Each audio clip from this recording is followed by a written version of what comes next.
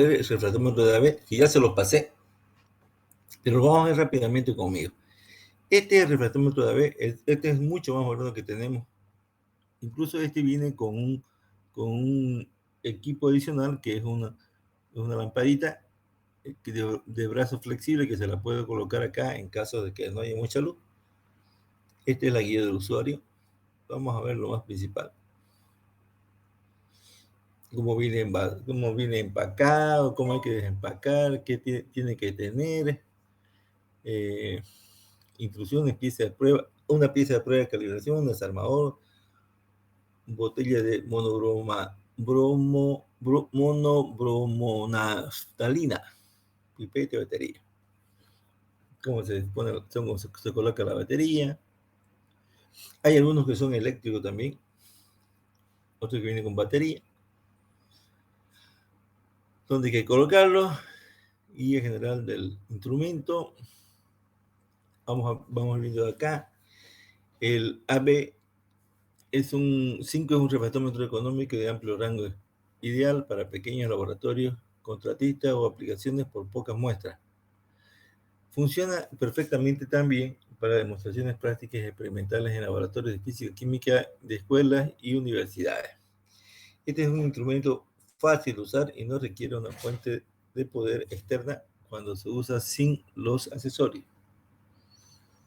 Operación: la muestra se coloca en el prisma y se ilumina. Sabemos que hay dos prismas, uno movible y uno fijo. Uno se abre, el movible es esmerilado y el fijo es bien pulimentado. Ambos son de cuarzo. Ahí se coloca la muestra.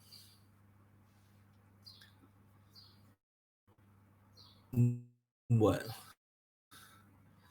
Y se ilumina alineando el reflector cromado a una fuente de luz apropiada.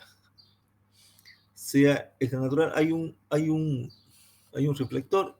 Bueno, tenemos esta lucecita y aquí tenemos un espejito que hay que iluminarlo, colocarlo donde haya mejor luz y vamos a ver más clara la imagen que necesitamos tener en el visual, digamos.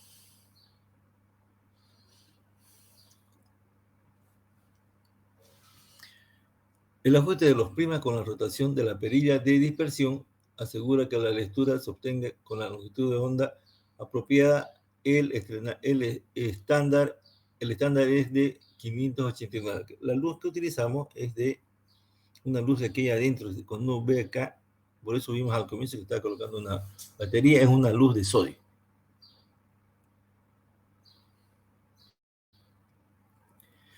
De esta manera se observa la línea fronteriza a través de la pieza ocular y se podrá tomar la lectura ya sea del índice de refracción o grado brillo. El instrumento puede configurarse para trabajar en el modo tradicional de transmisión o para muestras opacas o heterogéneas en el fondo de reflexión, generalmente de radiación. La dispersión principal de muestras como hidrocarburos o materiales sólidos como vidrio, lentes de contacto o fibra óptica se les puede determinar con un método directo usando una fuente de luz blanca regular y leyendo los resultados de la perilla de dispersión. Para controlar la temperatura se puede ocupar el baño de agua. Este equipo tiene una entrada y salida en cada uno de los prismas y recircula el agua. Entonces nosotros medimos la temperatura del agua y es la temperatura a la que estamos leyendo el índice de reflexión. La temperatura del prisma se monitorea de manera electrónica y se muestra en la pantalla digital bajo buenas condiciones de temperatura y con una calibración precisa. Se puede obtener la lectura precisa del índice de reflexión hasta con 4 decimales o el brico hasta un decimal.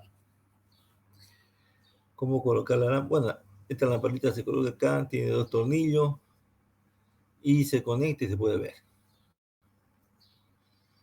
Dice, primero quite los 2 tornillos que están en la parte superior izquierda de la base. Proceda a alinear los puntos de montaje de la lámpara con estas 2 perforaciones. Asegure de que la fuente de poder esté mirando al lado opuesto del módulo de temperatura, vuelva a colocar los dos tornillos y conecte la temperatura a la corriente eléctrica.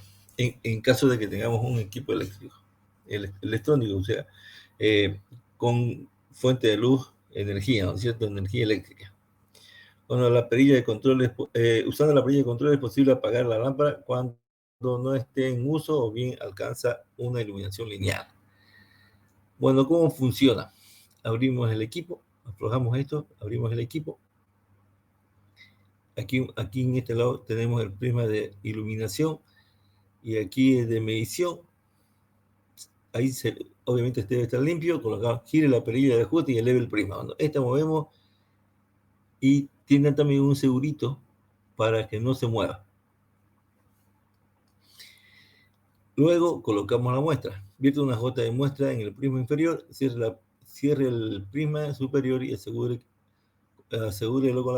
con la perilla. La muestra deberá cubrir el prisma de manera uniforme y sin burbuja. Entonces coloca acá.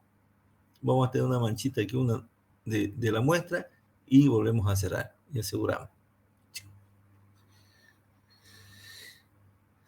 Este para muestras transparentes. Aquí tiene una ventanilla también. Entonces está cerrada. La iluminación en modo de transmisión se utiliza más comúnmente para las muestras homogéneas. Entonces ahí tiene que haber una fuente de luz que nos permita ver acá. Entonces, abrimos,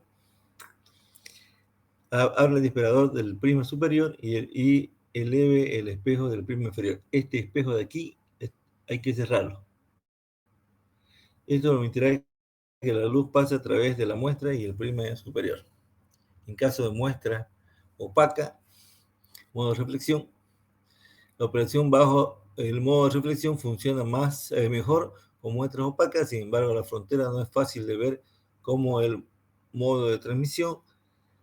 Cerramos este disparador que era al comienzo para muestras claras y abrimos el de acá. Y baja el espejo del prisma inferior. De esta manera la luz se reflejará en la parte inferior de la muestra. Mira a través de la pieza ocular y gírela para enfocar la escala y la frontera. Entonces vamos a mover de tal forma hasta que veamos más o menos así. Dos semicírculos, uno oscuro y otro bien claro. Ajuste la perilla de dispersión para quitar el color azul en una dirección y el color rojo en la otra. Entonces esto vamos a mover esta perilla. En este caso, el lado derecho puede estar al lado izquierdo en uno de los dos lados y vamos a tratar de lograr de conseguir esta imagen. Entonces, podemos verla así o podemos verla así. Lo que pretendemos es verla así. Giro la perilla del control para alinear la frontera. Entonces, cuando tengamos más o menos así, ya puede estar esto más abajo o más arriba. Entonces, con esta otra perilla, logramos que esté así con la X. Aquí una X grandanga. Entonces, tiene que estar en el centro.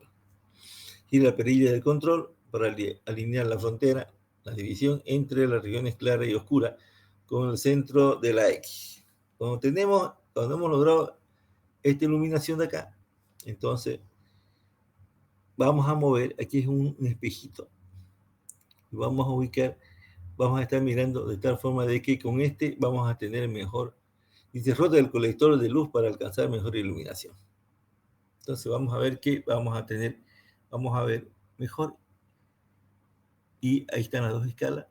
Una es de grado grid y esta es de refracción. Registre la lectura, ya sea en el índice de refracción o en escala grid y la temperatura.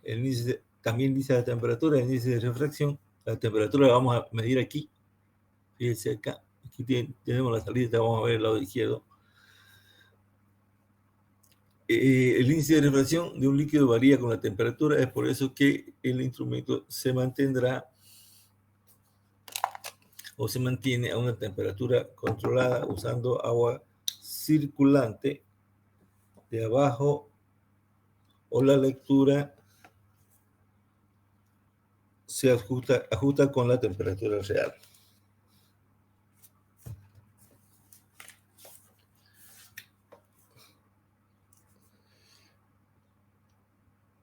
Bueno, luego de cualquier medición, remueva los residuos de esta muestra que quedan en el prisma. En cuanto sea posible, si se deja una muestra entre los prismas por periodos largos de tiempo y se permite que se seque, es posible que los prismas se queden pegados.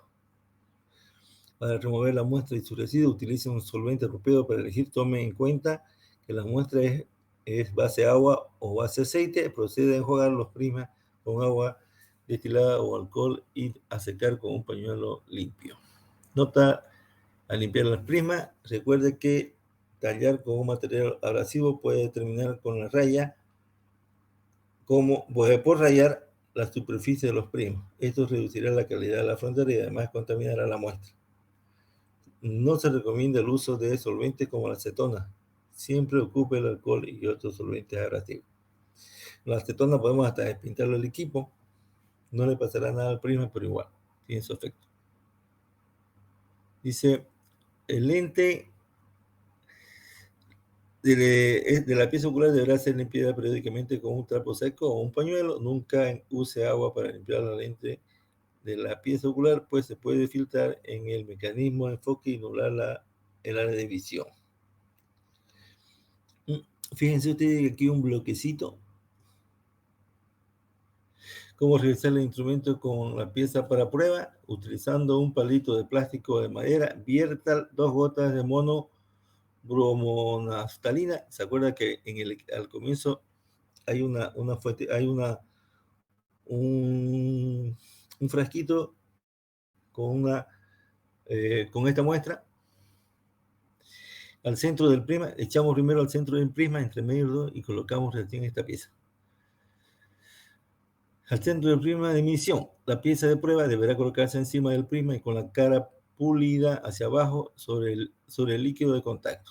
Tenga cuidado de no rayar el prisma al aplicar la pieza de prueba. El líquido de contacto deberá repartirse bajo la pieza de prueba y cubrir todo el espacio entre dicha prisma y el pieza y el prisma. Entonces debe estar donde toda el prisma de lectura con esta solución, y colocamos recién esta piecita de acá.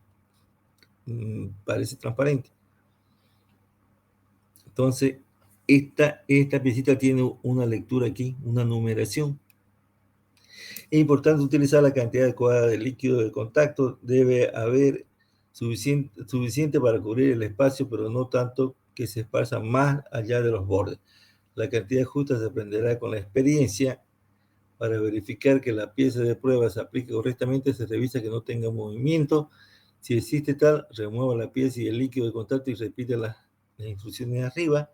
Para remover una pieza de prueba de prisma, aplique generosamente un solvente base alcohol y permita que la pieza de prueba flote y se separe del prisma con el mínimo contacto. Cada pieza de prueba trae su índice de refracción grabado en la superficie superior. Dicho índice puede leerse desde la escala y compararse con el valor de la pieza de la prueba. Entonces, aquí en el equipo miramos que se repita en la escala el numerito este que viene grabado encima de la. Si la lectura de la pieza de la prueba no es correcta, es fácil ajustar la calibración desde el instrumento. Aquí tenemos un tornillito y tenemos este desarmador. Con ese vamos a dar a la derecha o a la izquierda de acuerdo a la numeración que aparece encima del prisma para que sea el mismo. Asegúrese que la frontera esté adecuadamente alineada con el centro de la X. Eso lo vamos a hacer, eso mismo que hicimos al comienzo, alineamos y después ya leemos. Ajuste cuidadosamente el tornillo de calibración usando el destornillador que viene incluido hasta que la lectura correcta se muestre en la escala. A partir de ese momento, este equipo está calibrado. Bueno, es el caso nuestro no tenemos ya ese prisma cuántas veces habrá perdido. Nosotros calibramos con agua destilada. ¿Alguien se acuerda cuál es el índice de refracción del agua destilada? 1,33, ingeniero. Sí, señor. Ese es 1,33. Vamos a lograr. Vamos a ver acá. A ver. Ok, aquí. 1,33 acá. 33,3. Aquí leemos, entonces sabemos que está. Si no, dañineamos con el desarmador acá hasta que dé esa lectura. En el caso nuestro, que no tenemos ya esta pieza de calibración, tenemos que considerar la temperatura también. Bueno, a ver acá. El índice de control de temperatura tiene una entrada del agua. Entra por aquí, entra el prisma, sale del prisma y entra el prisma de abajo y sale por allá. Entonces se recircula esa agüita y leemos la temperatura del agua y sabemos la temperatura a la que estamos trabajando. Ok, bueno. Después va a ir unos factores de corrección, que esto se aprende dependiendo, lamentablemente ya no vamos a hacer práctica, no sé si hicieron una demostración, y hay una lectura en grado de Brix de la sacarosa que nosotros podemos, temperatura versus lectura de la escala Brix, una muestra en relación, digamos, a la temperatura, ¿no es cierto? Ok, bueno, esto era lo que, si esto ya lo tienen, pueden leerlo. Esto está disponible en cada uno de los equipos. Lo importante es ¿qué aprendemos? Que cada vez que tengamos que utilizar un equipo, pónganse en el caso de que ustedes comiencen a trabajar en un laboratorio. Estamos hablando, bueno, ustedes van a ser ingenieros de control de procesos, pero tienen su carrera intermedia, que es química industrial. Es mucho más fácil conseguir trabajo como químico industrial. Una porque uno gana menos, una porque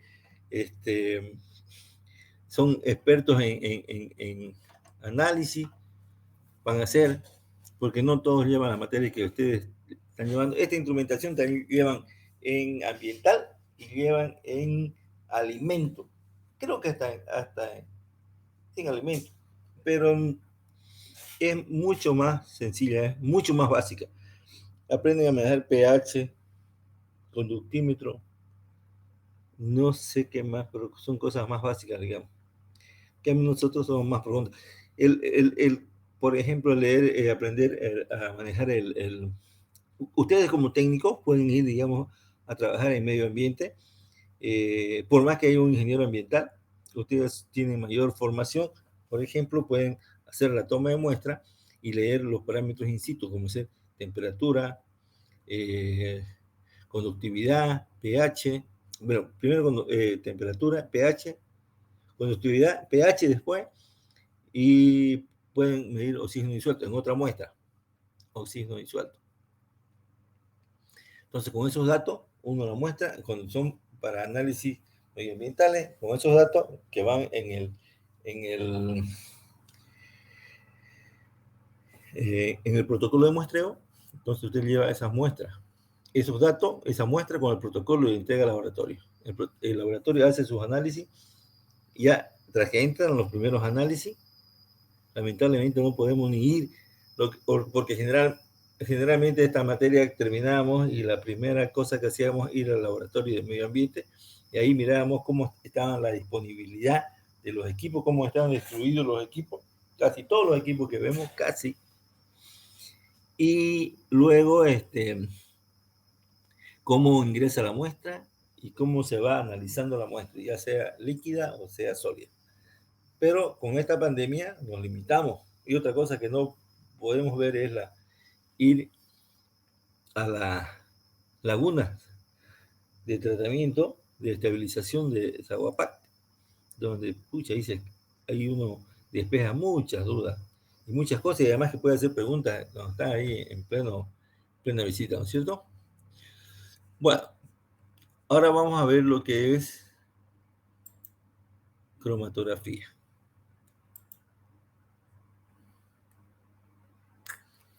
Espero que le haya entendido perfectamente a lo que es el refractómetro. Este refractómetro generalmente se lee el índice de refracción.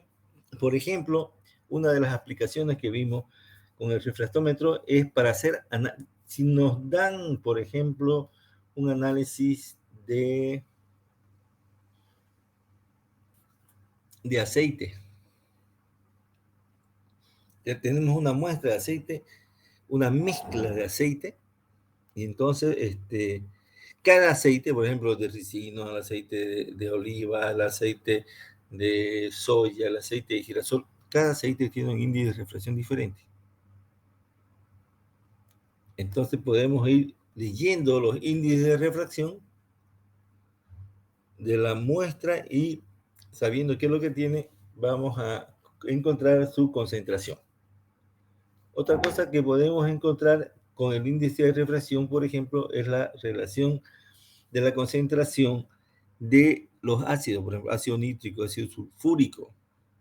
No sé si ustedes ya vieron con la ingeniera Nancy, para encontrar la concentración o la pureza de un ácido, hay que hacer un análisis de ácido sulfúrico, por ejemplo, más largo, que por lo menos vamos a tardar todo un día para hacer un análisis de ácido sulfúrico. El de ácido nítrico es menos, pero si leemos el índice de refracción, tiene una relación con la concentración.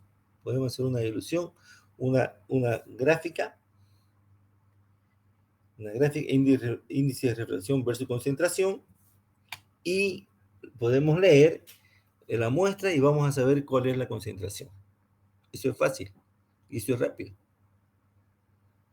En cambio, si hacemos por el método tradicional, vamos a tardar más tiempo, vamos a gastar más dinero y es susceptible a que le peleemos todavía.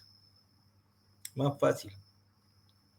Si queremos estar seguros, tenemos que hacer doble titulación o por triple titulación y es más complejo.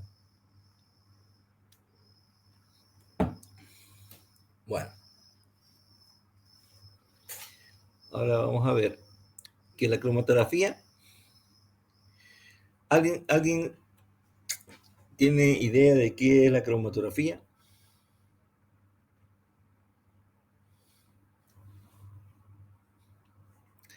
Cromato es color y grafía es escritura, ¿no? Es la escritura del color. Bueno, es un método de separación de mezcla. A ver, es un método de separación de mezcla. Separación de mezcla en sus constituyentes individuales. Tiene dos finalidades, purificación y análisis. Entonces, método de separación, cuando quiera la cromatografía, generalmente es un método de separación de mezcla en sus constituyentes individuales. Perfecto. Pero ese no es el concepto total de cromatografía, entonces hay que describirla cómo es qué más le falta a esta cromatografía. Pero este es un concepto general y cortito. Método de separación de mezcla en sus constituyentes individuales. Método de separar. Entonces, ¿por qué se llama cromatografía? Ya dije que cromato era color y grafos es escritura. Entonces, la escritura del color. Miguel Stwin, botánico ruso, realizó la primera cromatografía en columna. Vamos a ver después cromatografía en columna. La columna, esta columna que tenemos, es una columna parecida a una bureta. Probeta, ¿no es cierto? En esta probeta. Entonces, solo que el diámetro es mayor, no tiene medición de volumen. Aquí tiene una cinturita. Y nosotros este espacio de acá se lo llenan generalmente con lana de vidrio o con pelotitas de cristal, un papel filtro, arena, cualquier forma que no permita reducir la velocidad de salida. En este caso, esta columna, esta es una columna, tiene una llavecita de salida de acá, que puede controlar. Esta bureta grande, gigante, sin medida, Entonces, en este caso tiene un relleno. Rellena de sulfato de calcio en trozos pequeños. No está pulverizado, sino granular. Un relleno de sulfato de calcio. Luego, para demostrar, este señor le echa éter de petróleo. Y aquí entra éter de petróleo y primero se moja toda la columna y pasa, cuando ya esté toda humedecida con éter de petróleo, abrimos la llavecita y va a salir el éter de petróleo. Luego se le agrega una mezcla de pigmentos vegetales que sería la muestra orgánica. Y en la medida que va pasando el éter de petróleo, obviamente que tendremos acá, qué sé yo, un balón, o tendremos aquí algún equipo que tenga, o una bureta que tenga petróleo a una cierta velocidad, la abrimos, va a ir cayendo acá y la muestra se agrega y esa muestra comienza a viajar con el éter de petróleo. En la medida que va avanzando, vamos a notar que esta mezcla comienza a separarse. En este caso, en 3 colores. Entonces, en la medida que va pasando, este verdecito va perdiendo su color y se va haciendo cada vez más claro y estos colores se van separando cada vez más y al final vamos a lograr, recibimos aquí en un Erlenmeyer la coloración de cada uno de ellos. Podemos pasarlo acá y recibimos todo lo que sea el color naranjita, aparte el naranja más intenso y después el otro color. O los colores que se desprende de la muestra. Aquí estamos, no hay reacción, solo hay una separación física. En eso consiste la cromatografía de columna, separación de sus componentes, una separación física. Después podemos hacer la identificación de cada uno de sus componentes y podemos cuantificar cuánto lo que lleva. Por eso dice acá, purificación y análisis. ¿No? Entonces primero la separamos y vamos a tener cada muestra separada, obviamente que más pura, porque de un solo componente, y podemos cuantificar. Entonces, inicio de la cromatografía, como les dije, no solamente es un método de separación de mezclas en sus constituyentes individuales, sino es una técnica de separación basada en diferentes velocidades con la que se mueven los solutos a través de un medio estacionario mediante el flujo en un disolvente llamado eluyente o fase móvil. Entonces, esa técnica de separación se basa en las velocidades, en la velocidad con que se mueven los solutos. Entonces, los solutos o la muestra o el soluto que necesitamos es el que está en menor cantidad, porque la solución hay un soluto y un solvente. El soluto es el que está en menor cantidad y el solvente que está en mayor cantidad. En este caso, ese soluto se mezcla con la fase móvil. La fase móvil, en la muestra anterior estamos viendo que era este de petróleo, y se va desplazando a través de la columna. Entonces, algunos componentes de ese soluto tienen mayor afinidad por la fase móvil y se van a desplazar con mayor velocidad. Entonces, son los que van a salir primero. Y otros que tienen más afinidad con la fase estacionaria se van a ir adheriendo. Entonces, la fase estacionaria en este caso sería el sulfato de calcio, que no me equivoco que era, sí, sulfato de calcio. Entonces, se van a ir atrapando, se van a ir, digamos, se van adheriendo un poquito por cierta afinidad que tenga, pero se van a ir retardando y se van a ir separando. Igualmente va a seguir pasando la fase móvil a través de la columna y logramos separar. Esa fase móvil se llama eluyente. Esa fase móvil, que en este caso era el de petróleo, era eluyente. El sulfato de calcio sería nuestra fase estacionaria. No se mueve, está ahí. Entonces sabemos que entonces una cromatografía, la separación se debe a diferentes velocidades con las que se mueven los solutos a través del medio estacionario mediante el flujo de un disolvente llamado eluyente o fase móvil. Entonces, fase estacionaria y fase móvil.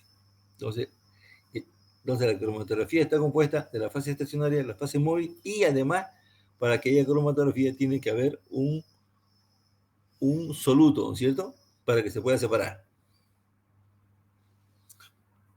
Según Junge, químico alemán, describió el proceso de separación que actualmente se conoce como cromatografía de papel. Nosotros vamos a estudiar la cromatografía de papel, solo cromatografía de papel, y después solo cromatografía de columna, solo cromatografía de columna de placa. El ruso Michael Stwin corresponde el haber establecido las ventajas de la cromatografía y la adopción parcial de la terminología. También fue quien sentó las bases de los principales procedimientos experimentales relativos a esta técnica. A pesar de que el método cromatográfico prometía simplificar la separación de sustancias de mezclas complejas, no fue sino hasta finales de la década de los 30 y los principios del 40 cuando se empezó a desarrollar la técnica, teniendo este método diversas aplicaciones. Las únicas sustancias que no pueden ser examinadas por cromatografía son las insolubles y aquellas que se descomponen con el disolvente en la fase estacionaria. Cuando las que son insolubles, ni modo, ¿no?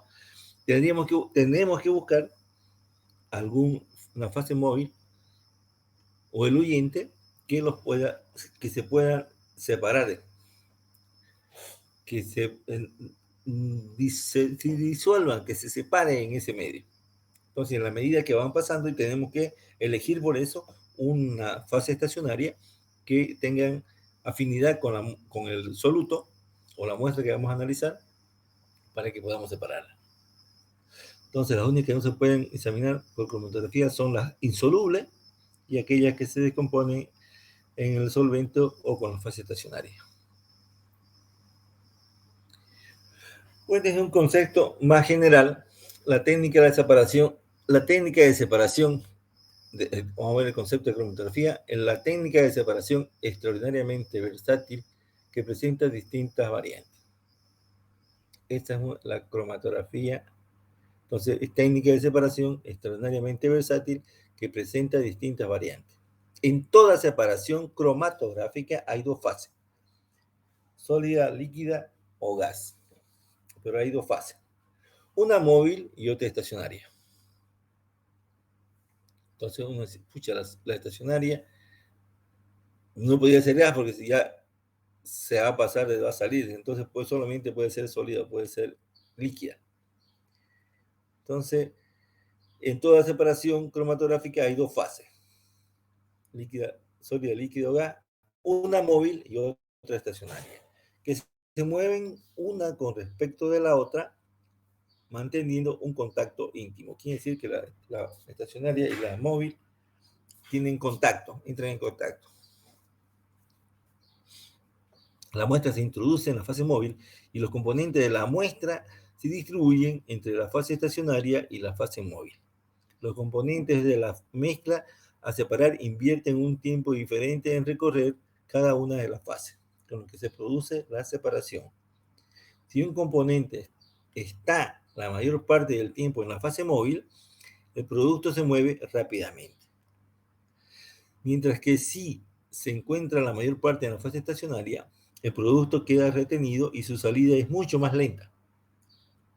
Como consecuencia de las distintas movilidades, Los componentes de la muestra se separan en bandas o zonas discretas que pueden analizarse cualitativa y o cuantitativamente. Entonces ya sabemos, este es el concepto general de lo que es la cromatografía. Sabemos que es un método de separación que tiene dos componentes, una fase líquida y una fase gaseosa. Puede ser la fase estacionaria, dice dos fases, una fase móvil y una fase estacionaria. La fase móvil, por ejemplo, puede ser sólida, puede ser líquida y puede ser gas. La fase estacionaria puede ser sólida o puede ser líquida. Nada más. Las muestras se introducen en la fase móvil y los componentes se van separando por la afinidad que tengan, ya sea con la fase estacionaria y la fase móvil. Los que tengan mayor afinidad con la fase estacionaria van a tardar más tiempo en salir y va a haber una buena separación. ¿Cuáles son los métodos cromatográficos? Hay los simples y los instrumentales. Los simples, que vamos a ver cada uno de estos casos, está el de papel, el de placa y de columna. Este lo vamos a ver en una clase. Y los instrumentales, gases y líquidos, lo vamos a ver en otro. Entonces, hay cromatografía de papel, de placa, de columna, de gases y de líquidos. Entre los simples, también vamos a tener, digamos, el de, vamos a ver, de columna, de intercambio iónico, puede ser intercambio, filtración, el de filtración, y el de columna es una variante. Vamos a verlo, esos casos. Son unos 6 casos. ¿Cuáles son los elementos básicos de la cromatografía? La fase estacionaria fija o es la fija y la fase móvil la que se desplaza. La fase estacionaria fija puede ser sólida o puede ser líquida. Si es sólida, puede ser sílica gel, puede ser alúmina, etcétera, puede ser sulfato de calcio, qué sé yo. Y la líquida puede ser solventes polares, no polares y mixtos. Estamos hablando de la fija. Aquí no entra el gas. Entonces, pero esta líquida, puede ser líquida o puede ser sólida. Si es líquida, no es que esté un líquido ahí y no se va a pasar. Entonces, líquido tiene que estar impregnado en algo. Entonces, aquí hay un relleno. Es como rellenar una botella con plástico, con bolilla, lo que sea. Entonces, esta fase líquida primero se le agrega y se adhiere sobre la superficie del soporte, del relleno. Entonces ya tenemos la fase sólida, la fase líquida. Entonces, la fase móvil, la fase estacionaria, si es líquida, entonces está cubierta sobre un relleno, esa fase líquida. Entonces, esta fase estacionaria puede ser sólida y puede ser líquida. Que dice, pucha, ¿cómo ser sólida líquida? ¿Se va a pasar? No, está adherida sobre un relleno sólido. Bueno, y la fase móvil, en la que se desplaza, puede ser líquida, solvente polar, entonces va a pasar por el medio de esta, o gaseosa, gas inerte, nitrógeno de helio. También a veces se utiliza la fase gaseosa. La fase gaseosa, estamos hablando de la fase móvil, en la que va pasando, y entonces dentro de ella, dentro de ese torrente, se introduce la muestra. La separación de los componentes, esta es una columna, este es un pasito de la columna. ¿Qué ocurre en la columna? Entonces, que esta columna tiene sus características. Entonces, puede estar que esté rellena, puede ser que tenga unas pequeñas protuberancias a los costados. Aquí está grande, exagerada. Dependiendo si es de gases delgadingas, son columnas bien pequeñas. Entonces van a pasar por ahí. Entonces, ¿qué pasa? Inyectamos la muestra. Una muestra, un volumen específico, entra y por acá está circulando la fase móvil. Echamos la muestrita y esta muestra comienza a desplazarse con esa fase, pero de acuerdo a las características de sus componentes, acá tenemos dos componentes, triangulares y esfera. Entonces vamos a ver que se van a ir separando, van viajando casi paralelo, y en un momento que comienzan a separarse. de acuerdo a su naturaleza, los componentes, y una comienzan a migrar, quiere decir, comienzan a pasar por acá. Y en esa migración comienzan a la ilusión, la separación. Entonces, primero van a salir las esferas y luego los triangulitos. La distribución de los constituyentes, entonces, los procesos de la separación cromatográfica es la distribución de los constituyentes de una mezcla entre la fase estacionaria y la fase móvil. El proceso de separación es la distribución de estos constituyentes, en este caso ya cubo y esfera. Entonces, el paso de la fase móvil, fíjense que las esferas tardan más en pasar y los cubitos comienzan a moverse. En esta fase, la fase móvil es permanente, es un flujo. Entonces comienza a separar. En la manera que se va separando a la salida, podemos separar entonces los cubos de las esferas y podemos ir hasta qué tiempo después caen las esferas o salen las esferas. ¿Por qué se separan las esferas y los cubitos? Algunas sustancias son retenidas más fuertemente, en el caso de las esferas, por la fase estacionaria, por su mayor polaridad, lo que favorece su absorción en dicha fase, o la menor solubilidad en la fase móvil. Es lógico, ¿no es cierto? Si esta tiene mayor afinidad por la fase estacionaria de esta columna, si tuviera un relleno, se queda más y se pega más a la fase estacionaria. Y dice, ¿por qué se separan las sustancias? Algunas de las sustancias son retenidas más fuertemente por la fase estacionaria acá, por su mayor polaridad, lo que favorece su absorción en dicha fase. Si tiene mayor polaridad, quiere decir que son polares y la resina esta o la columna o la fase estacionaria es polar también, entonces van a tener afinidad y se van a atraer como un pequeño imán. Y la menor solubilidad en la fase móvil, y no es soluble en la fase móvil, pasa a la fase móvil, pero de apenas se va a ir saliendo de la fase móvil. Y otra, es una, y la otra razón, otras sustancias son menos retenidas debido a que a su menor polaridad, lo que disminuye su capacidad de absorción en la fase estacionaria y su mayor solubilidad en la fase móvil. Unas tienen mayor afinidad o son más polares por la fase estacionaria y menor solubilidad. O sea, no son sólidos. Si tuviera mayor solubilidad, está en este caso. Y son menos polares, obvio. Entonces, estas son más polares y menos solubles en la fase móvil.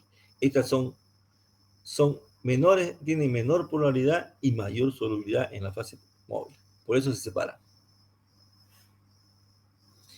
Clasificación de la cromatografía. Esta técnica analítica se clasifica de acuerdo a sus mecanismos de separación en cromatografía de reparto, absorción, exclusión, intercambio iónico y cromatografía de afinidad. Por ejemplo, la cromatografía de reparto es una fase estacionaria líquida. Como les decía, la fase estacionaria puede ser líquida o puede ser sólida, no puede ser gas. En la cromatografía de reparto la fase estacionaria es líquida, que forma una película sobre la superficie de un soporte sólido. Entonces hay un soporte sólido, le echamos a la fase estacionaria que es líquida, se impregna sobre la superficie y queda ahí. Entonces sigue siendo líquida, pero está retenida en la superficie de este soporte líquido. El soluto está en equilibrio entre el líquido estacionario y la fase móvil. Para que se separe, tiene que estar en equilibrio con esta fase estacionaria y con esta fase móvil. Ya dijimos, las que tengan mayor afinidad con la fase móvil van a salir primero y las que tengan afinidad con la fase estacionaria van a salir después. Estamos hablando de la fase estacionaria. La fase móvil puede ser un líquido o un gas, según sea el caso de la cromatografía. En caso de que la cromatografía sea líquido-líquido, la fase móvil será un líquido. o de un gas en cuyo caso la cromatografía será gas líquido. Estamos hablando de la fase móvil. Puede ser líquido o puede ser gas. Si puede ser líquido, la cromatografía líquido-líquido. Si es gas, va a ser cromatografía líquido-gas. La cromatografía de reparto, el soluto se disuelve en la fase líquida con que está recubierta el soporte sólido. Entonces, el soluto o la muestra se disuelve en la fase esta que está encimita del soporte. Si se disuelve, se va a detener ahí más tiempo. Entonces, si tiene mayor afinidad por ese soluto, va a estar más tiempo. Si tiene afinidad por la fase móvil, se va a ir separando. Va a salir primero. Cromatografía de reparto o partición. La fase estacionaria, pues es un líquido sostenido o absorbido en un sólido inerte. La fase estacionaria, como dijimos que es líquida. Y la fase móvil puede ser un líquido o puede ser un gas. Por lo tanto, la cromatografía va a ser líquido, porque es la fase estacionaria, y móvil líquido. Líquido. Y si es gas, la fase móvil va a ser cromatografía líquido-gas. Los líquidos de las dos fases deben ser inmiscibles entre sí. Cromatografía de absorción.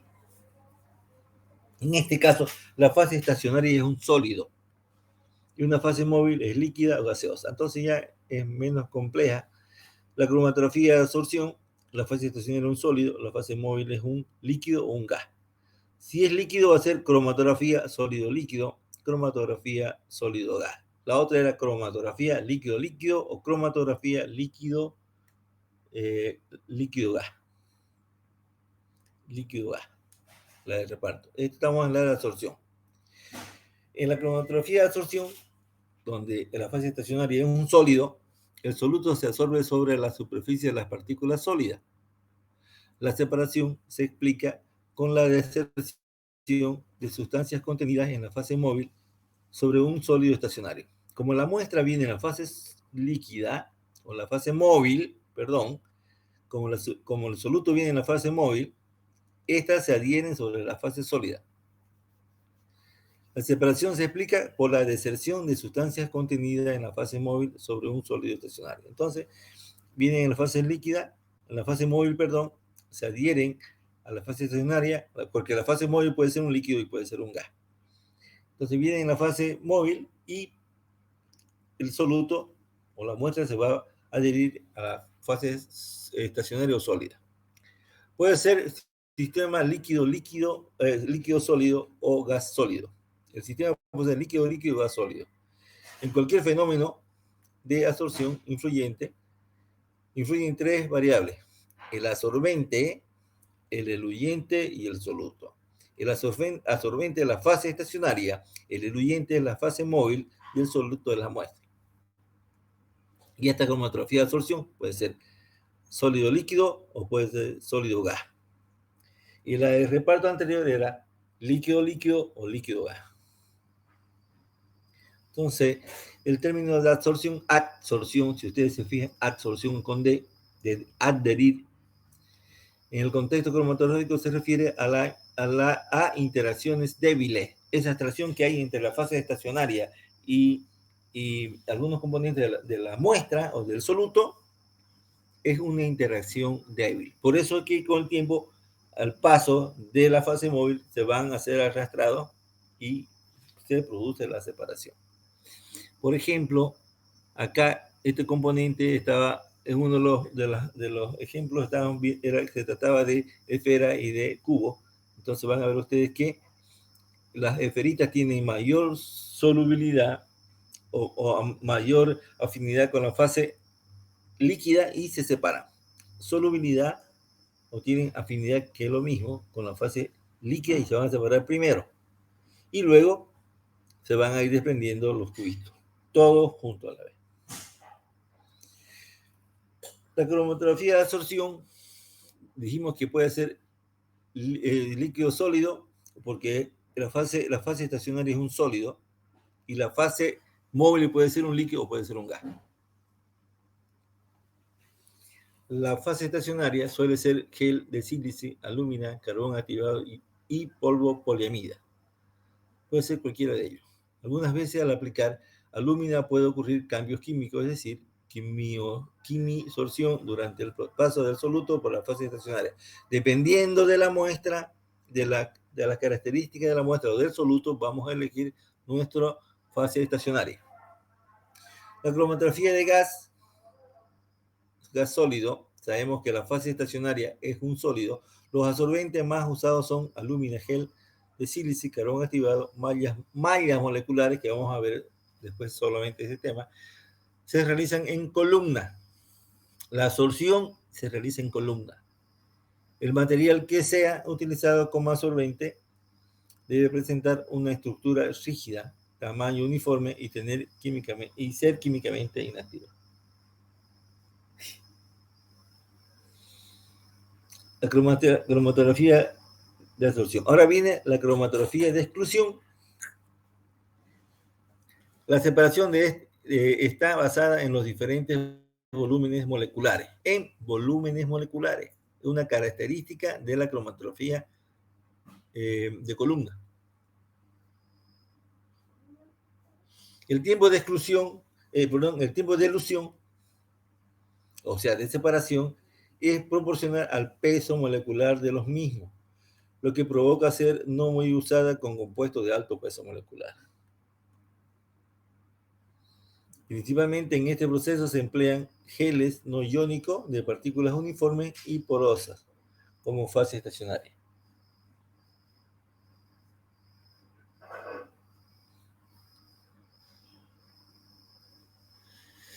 También llamada filtración por gel o permeación por gel. Esta vamos a estudiar separadamente. Se separan, estamos hablando de la exclusión, la cromatografía de exclusión. Separa moléculas por su tamaño. Las moléculas grandes pasan más rápidamente que las pequeñas.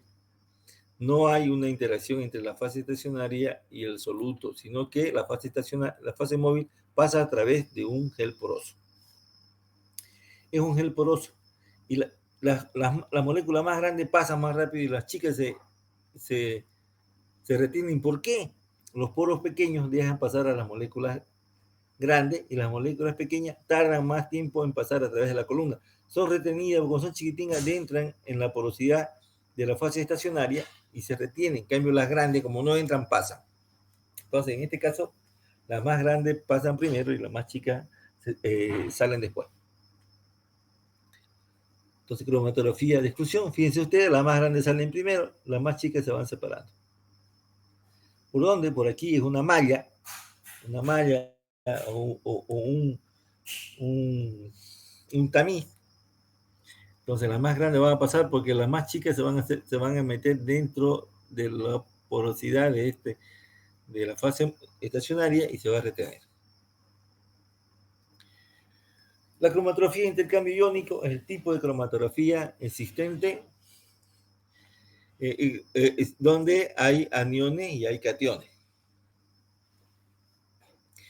Los aniones como sulfito o cationes como, digamos, el radical carboncílico.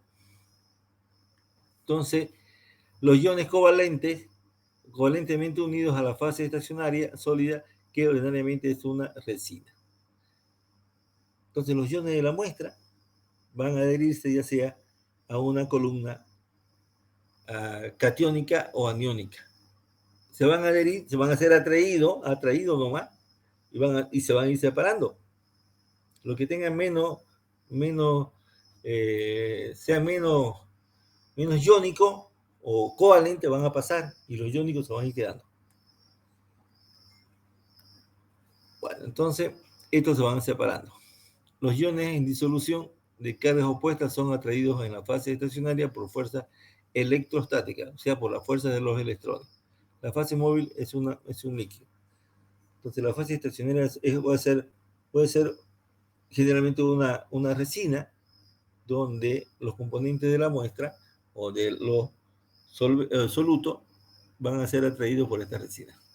Dependiendo de lo que queramos vamos a tener columnas catiónicas o columnas aniónicas. Entonces, los aniones móviles permanecen cerca de los cationes que están covalentemente unidos a la fase estacionaria. Entonces, ahí son los aniones, entonces la resistencia tiene que ser catiónica y va a haber una pequeña atracción. Los otros van a seguir pasando. Y después estos se van a ir separando de a poquito igual, van a seguir desprendiéndose, porque hay un flujo de la fase móvil.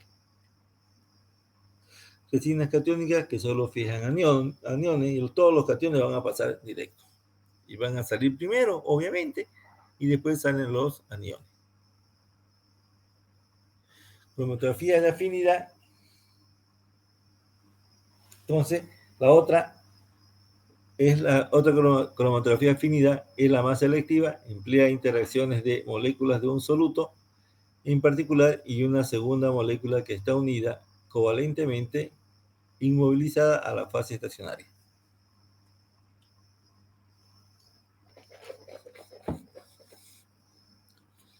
Dijimos que la cromatografía de afinidad es la más selectiva, emplea interacciones de moléculas de un soluto en particular y una segunda molécula que está unida covalentemente inmovilizada a la fase estacionaria.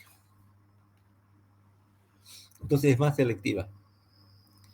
Uno de sus componentes va a ser atraído por la fase estacionaria y el otro va a pasar en la fase móvil.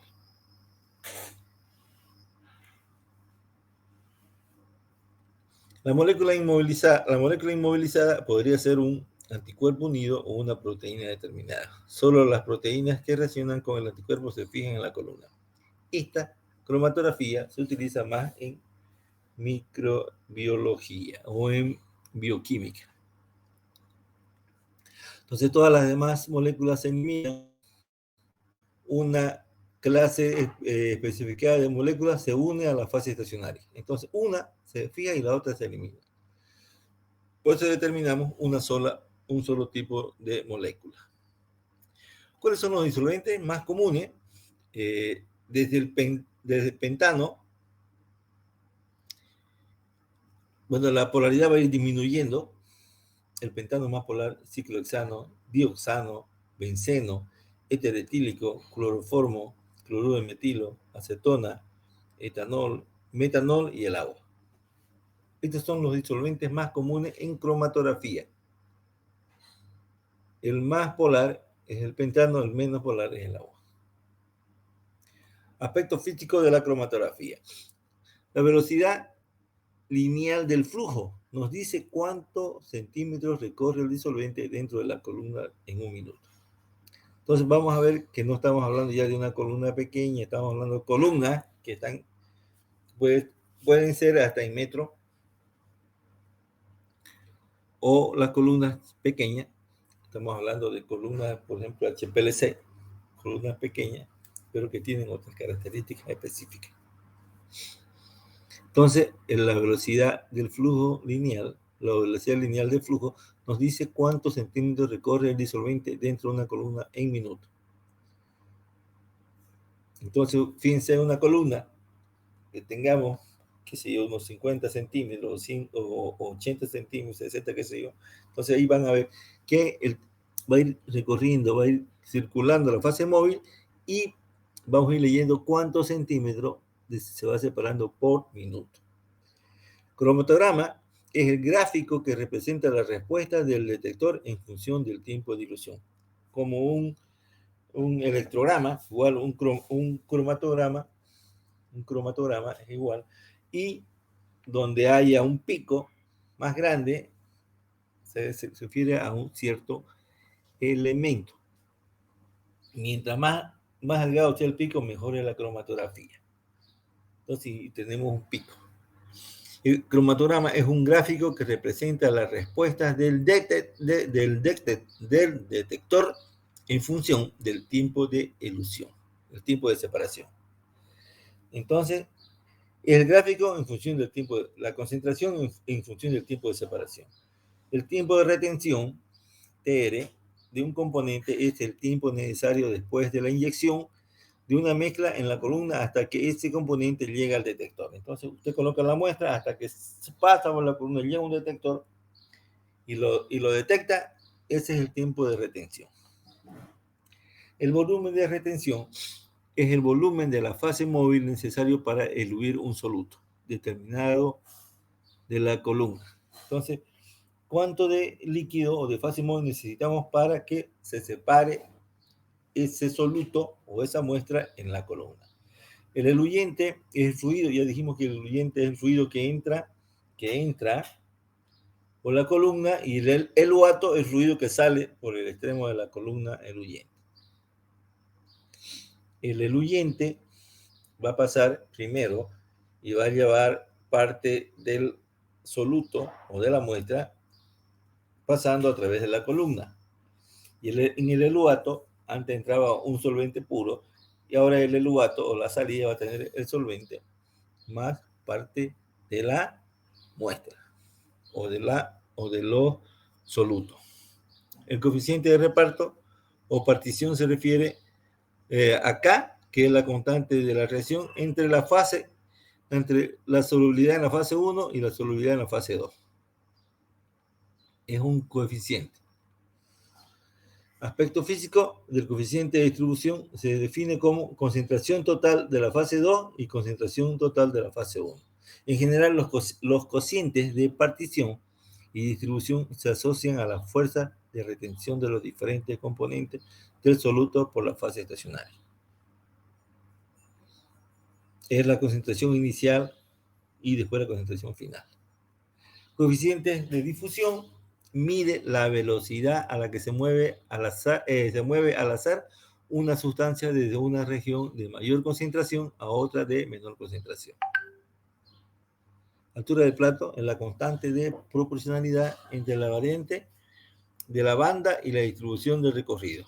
Cuanto más pequeña es la altura de un plato, más estrecha es la banda. Eficacia de la separación.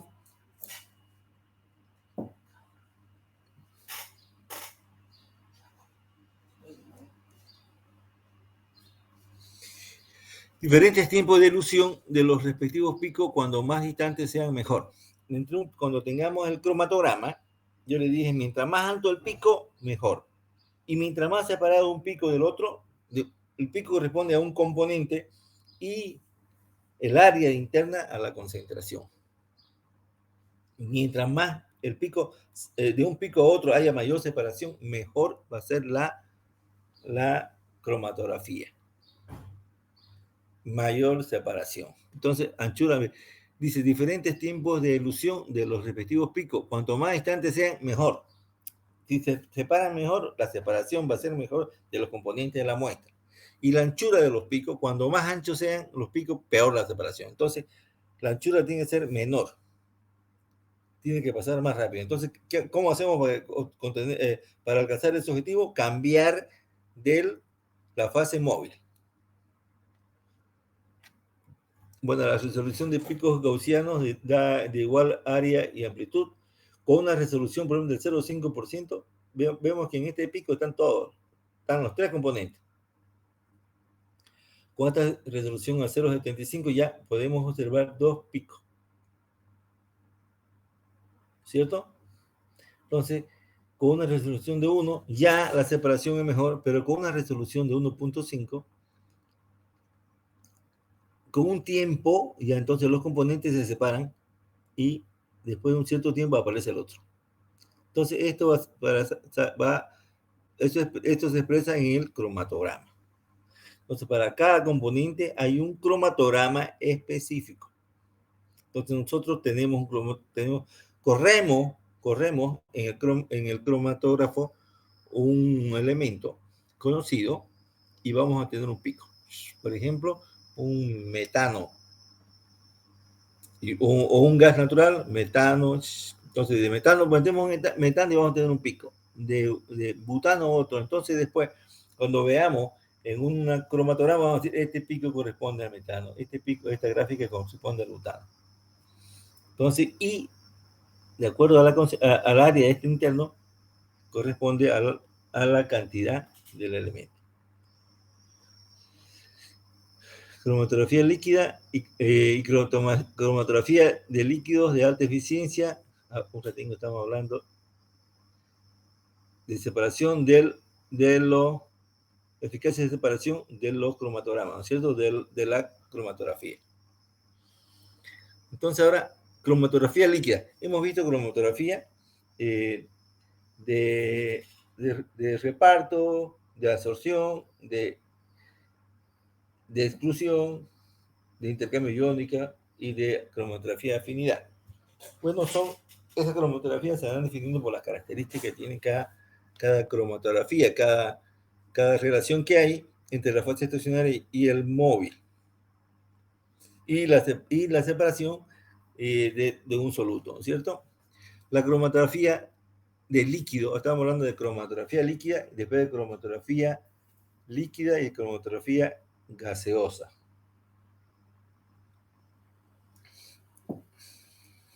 La fase móvil, si hablamos de cromatografía líquida,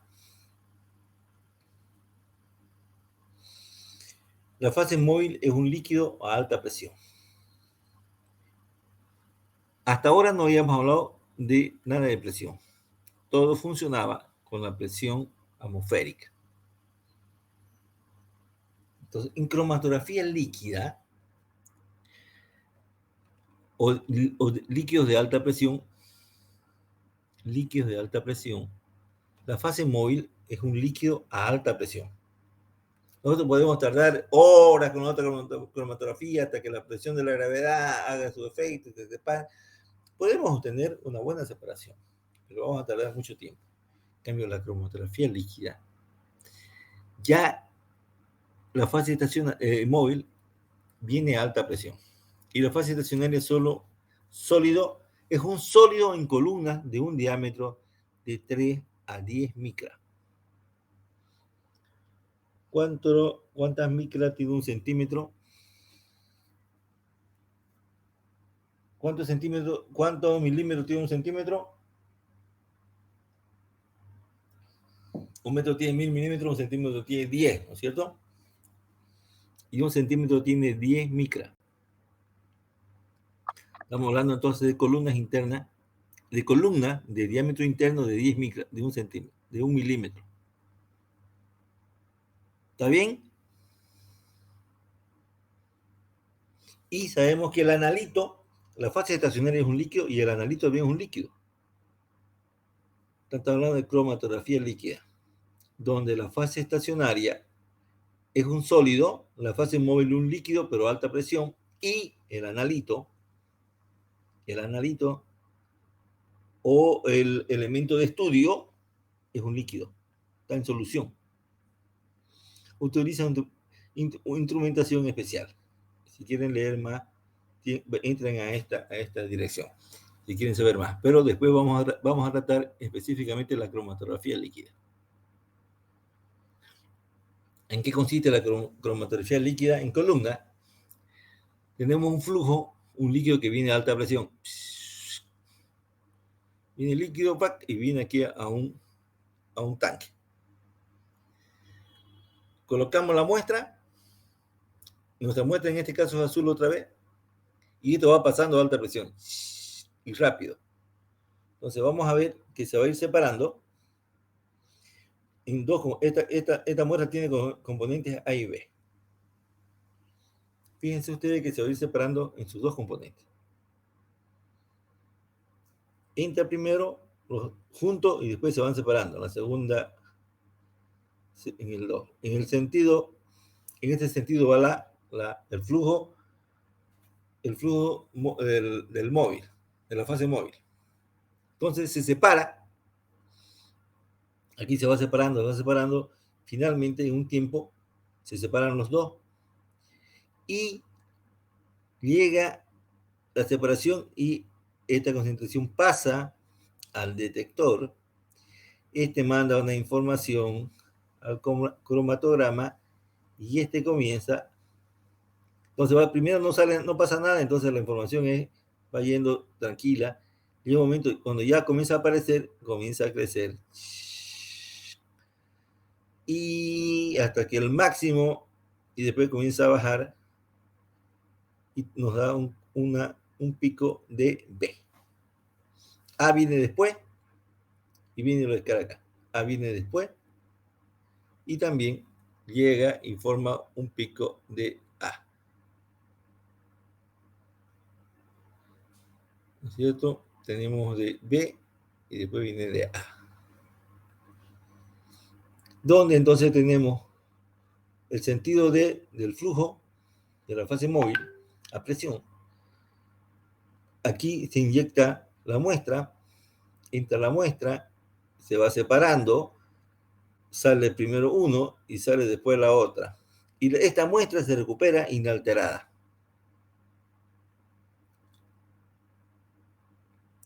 Entonces, pasa al detector, el detector le da una información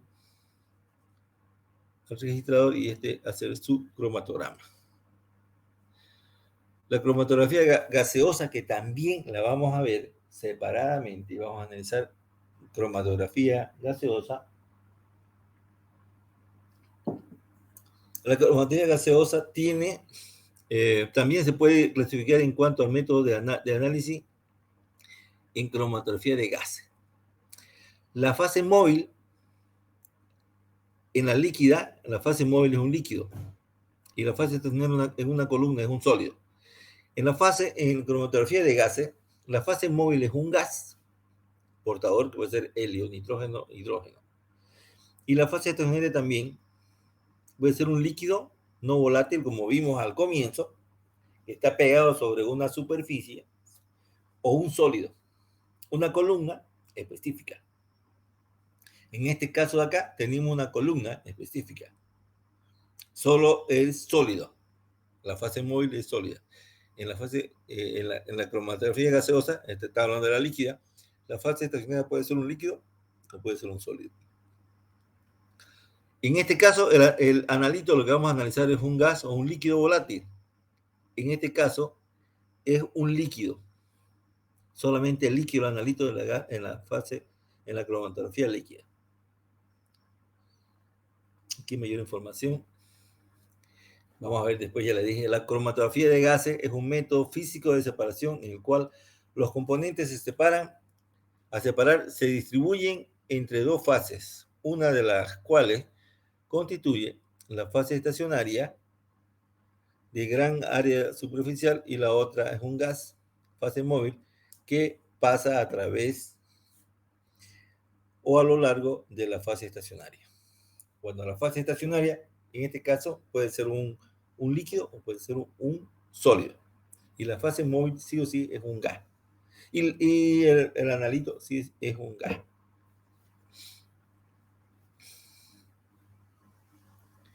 Bien. Entonces, los componentes de un cromatógrafo de gases es un suministro y una entrada de gas de acarreo.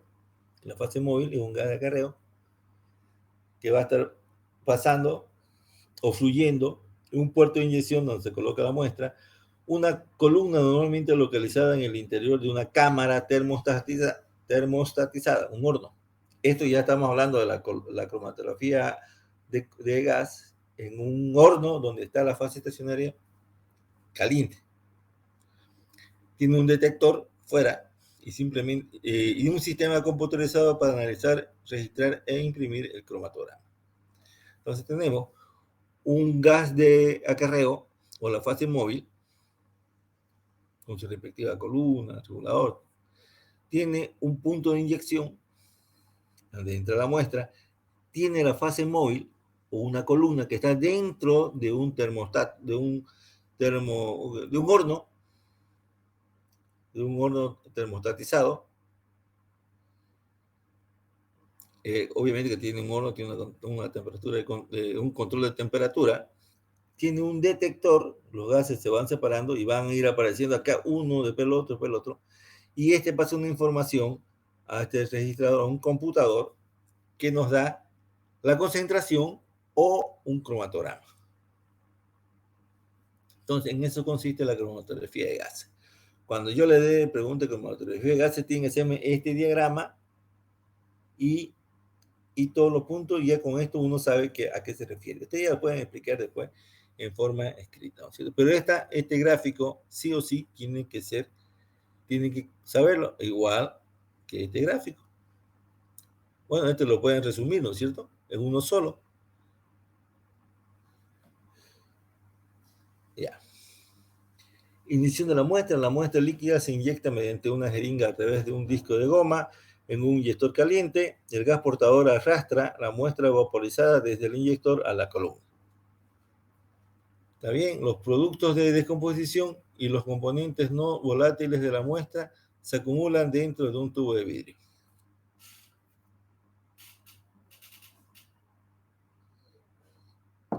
Se requiere distintos tipos de inyección para diferentes tipos de columnas.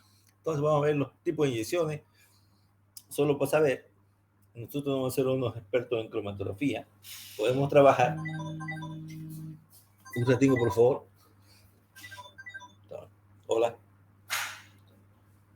Sí, señor.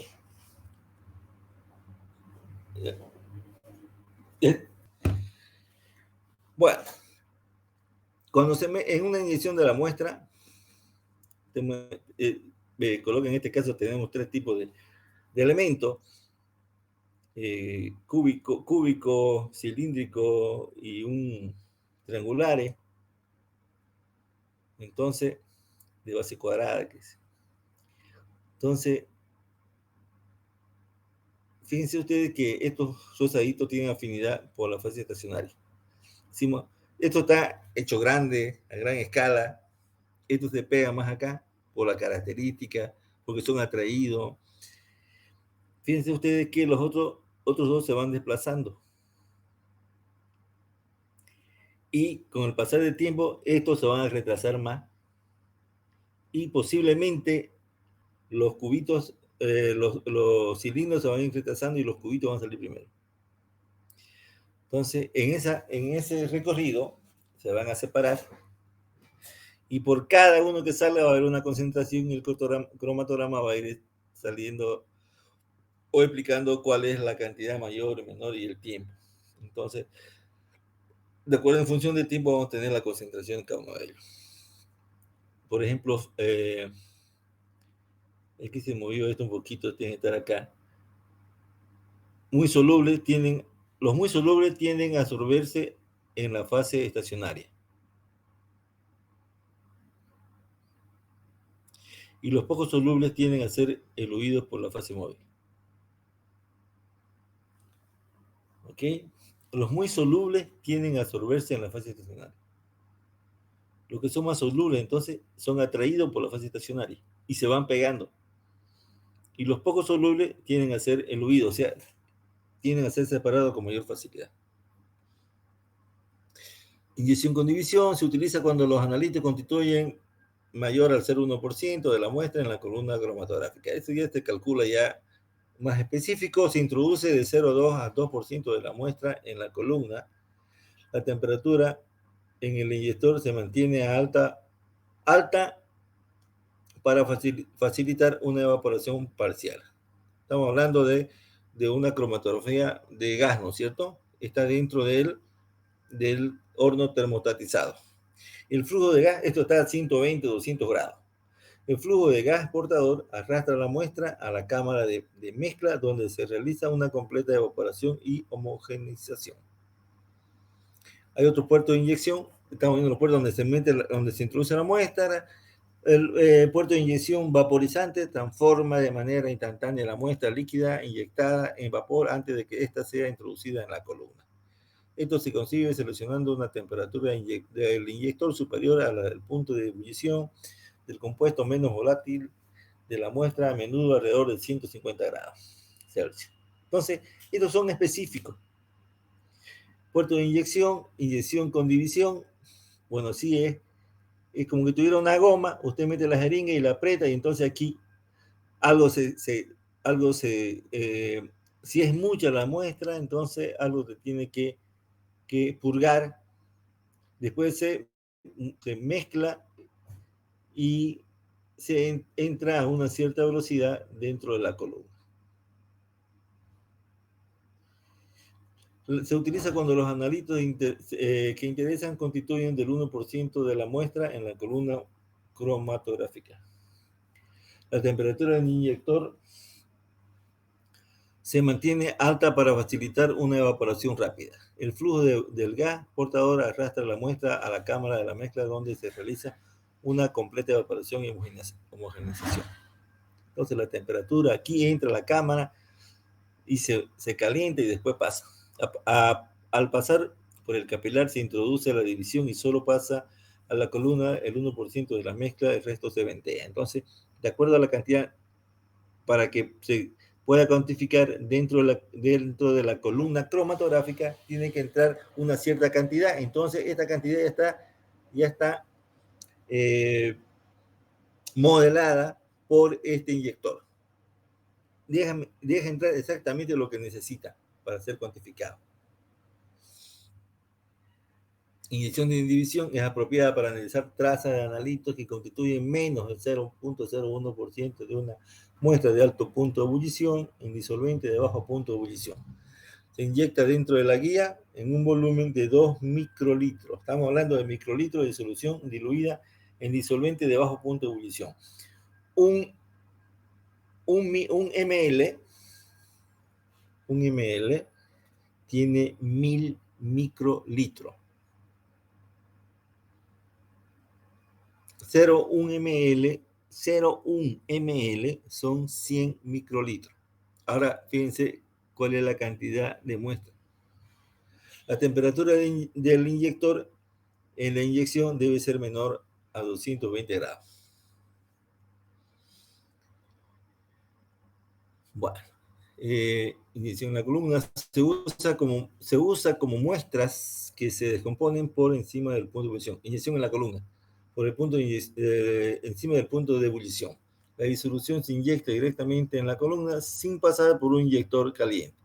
La temperatura inicial de la columna es suficientemente baja para que condensen los solutos en una banda estrecha.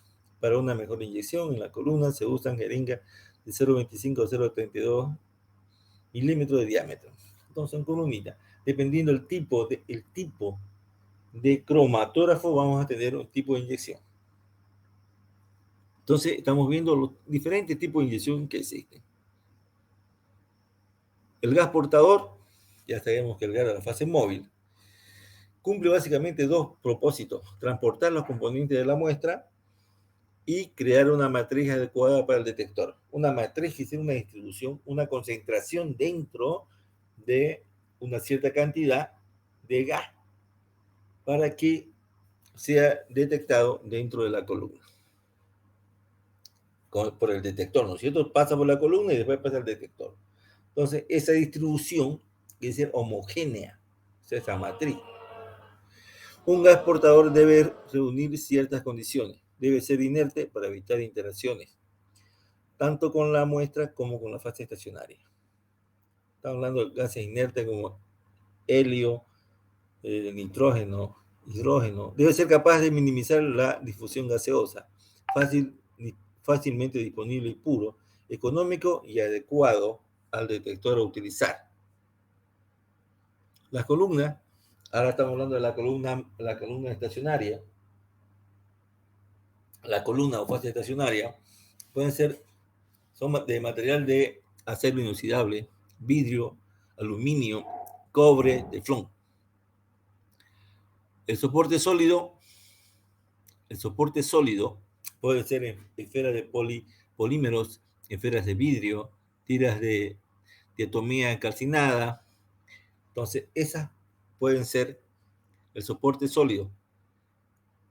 Esferas de polímero, esferas de vidrio, tiras de diatomía calcinada y estos tipos de soportes que hay en el mercado.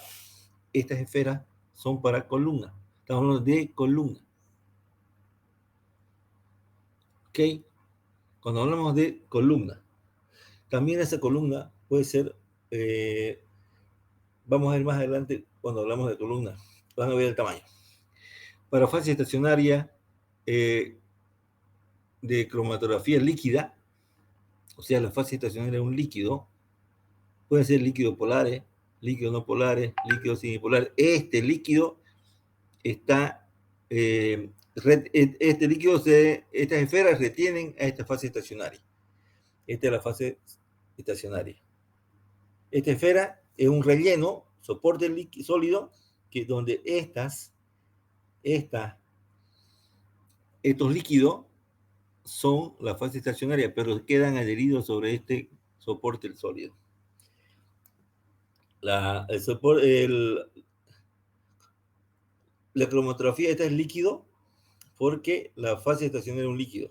Y la cromatografía sólido-gas porque la fase estacionaria es un sólido y la móvil es un líquido. Y aquí la móvil, perdón, un gas. En ambos casos es un gas, solo que la fase estacionaria es un líquido y la fase estacionaria es un sólido.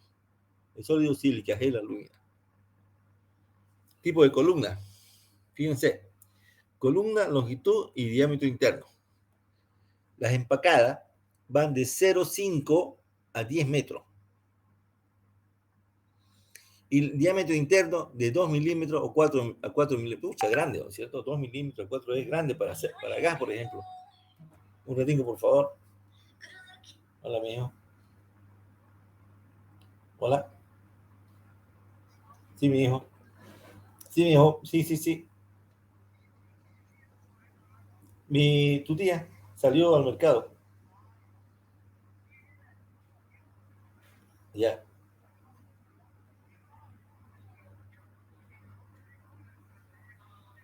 Sí, cerrado.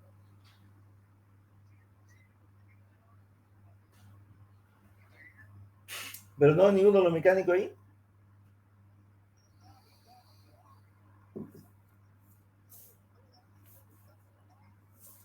Oye, hijito, ¿querés que le hable yo? Ah, ya, mi amor. Pero ahí está la secretaria. Tiene una secretaria ahí. Que ya llame. Ya, ya.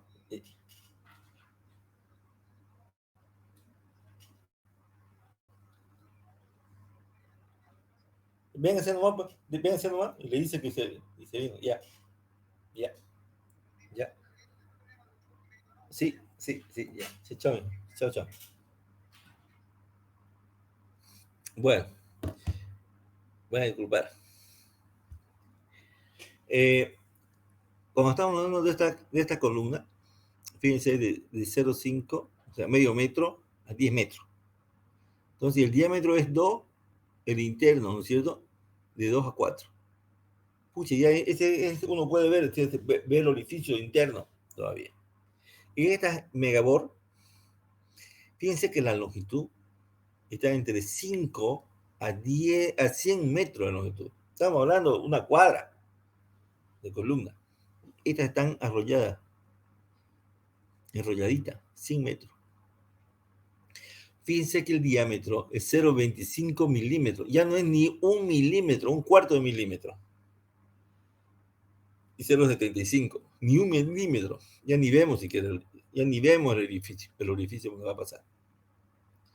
Y la capilar va de 15 a 160 metros. O sea, un rollango así, ¿no? Como son delgaditas, es un paquete que viene ya. Es como un rollo de alambre, de alambre de amarre, más o menos así. Solo que son más gruesos por su revestimiento externo. Pero el diámetro interno es bien pequeño. 0,25, 0,32 y 0,53 milímetros. Ni medio, ni medio, ni medio milímetro. Son muy pequeños. Entonces, un detector nos indica qué sale de la columna. Estos detectores pueden ser de conductividad térmica, de flama ionizada, de captura de electrones, detectores de nitrógeno y fósforo, fotométrico de flama. Son diferentes tipos de detectores. El que nos va a cuantificar qué sale y la información que le da al cromatograma o sí, a la computadora para que nos dé un sistema que nos dé ya sea la información en concentración o en un cromatograma. Los detectores más comunes utilidad son conductividad electrolítica, fotoionizada, infrarrojo, selectivo de masa, etc. Bueno, ¿qué nos indica un detector? Que sale de la columna una conductividad térmica, la flama ionizada, captura de electrones, cualquiera. Pero los detectores más comunes son estos. Vamos a ver un poquito de cada uno para que tengamos idea. El detector de conductividad térmica responde a todos los analitos, pero la conductividad térmica no es suficientemente sensible para detectar cantidades pequeñas. Cuando se trabaja con columnas tubulares abiertas con diámetro inferior a 0,53 milímetros. La conductividad térmica mide la capacidad de una sustancia para transmitir calor de una región caliente a una fría. Se utiliza hidrógeno y helio como gas portador para dar el menor límite de detección. La sensibilidad aumenta cuando aumenta la corriente en el filamento. El detector de ionización de llama, lo que sale de la columna se quema en una mezcla de hidrógeno y aire. Los cationes que se producen en la llama conducen la corriente eléctrica y desde la punta del quemador que actúa de ánodo y un colector catódico. Esta corriente eléctrica es la señal que se da. Entonces, da una información y sale una mezcla, se arde, como hay cationes ahí que hay en la llama, porque son elementos que estamos analizando. Entonces,